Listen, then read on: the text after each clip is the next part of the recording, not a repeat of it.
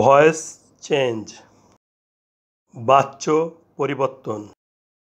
Do they play cricket? তারা কি cricket খেলে? এ বাক্যে খেলে ক্রিয়াপদ, ইংরেজি প্লে, এটাই প্রিন্সিপাল ভার্ব। প্রিন্সিপাল ভার্বের ফর্মগুলো দেখে নেই।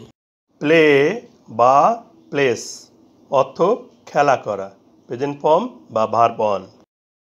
প্লেড পাস্ট ফর্ম বা verb two. Played past participle বা ভার্ব থ্রি। এখন সাবজেক্ট এবং অবজেক্ট জানার জন্য ক্রিয়াপদকে প্রশ্ন করি। কে খেলে? তারা বা দে সাবজেক্ট। কি খেলে? Cricket object. সাবজেক্ট বাক্যের প্রথমে আছে, তাহলে এটি অ্যাক্টিভ ভয়েস।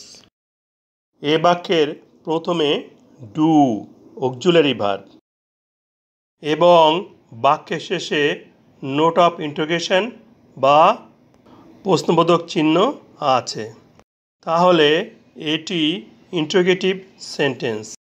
বাক্যের প্রথমে ডু অক্সিলারি ভার্ব হিসেবে ব্যবহৃত হলে সেটি প্রেজেন্ট ইনডেফিনিট টেন্স হবে।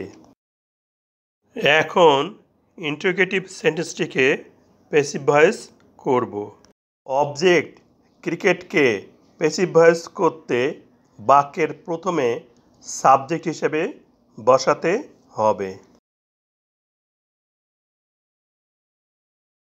প্রেজেন্ট ইনডেফিনিট টেন্সের প্যাসিভ ভয়েসের গঠন: auxiliary verb am, is, are plus principal ভার্বের পাস্ট পার্টিসিপল বা verb three.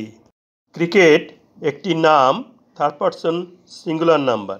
Third person singular নাম্বারের সাথে ইজ বসে, তাহলে ক্রিকেটের সাথে ইজ বসাই। যেহেতু সেন্টেন্সটি ইন্টারোগেটিভ, এই জন্য অক্সিলারি ভার্ব ইজ সাবজেক্ট ক্রিকেটের পরে না বসে ক্রিকেটের পূর্বে বসবে। ইজ বাক্যের প্রথমে বসায় উহার প্রথম অক্ষর ক্যাপিটাল লেটার হবে। তারপর প্রিন্সিপাল ভার্বের পাস্ট পার্টিসিপল বা ভার্ব থ্রি বসবে। প্রিন্সিপাল ভার্ব প্লে এর পাস্ট পার্টিসিপল বা ভার্ব থ্রি পাচ্ছি প্লেড, তাহলে ভার্ব থ্রি স্থলে প্লেড এসে বসবে। এরপর প্রেপোজিশন বাই ব্যক্তির ক্ষেত্রে বসবে। প্রেপোজিশনের পরে বাক্যের সাবজেক্ট দে এর অবজেক্টিভ কেসের প্রয়োজন হবে। দে এর কেস দেখে নিই। দে নমিনেটিভ কেস, দে এর অবজেক্টিভ কেস দেম। প্রেপোজিশনের পরে দে এর অবজেক্টিভ কেস দেম এসে বসবে।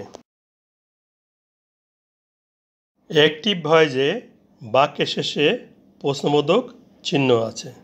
প্যাসিভ ভয়েসেও বাক্যের শেষে প্রশ্নবোধক চিহ্ন থাকবে। বাংলা অনুবাদ: ক্রিকেট কি খেলা হয় তাদের কর্তৃক?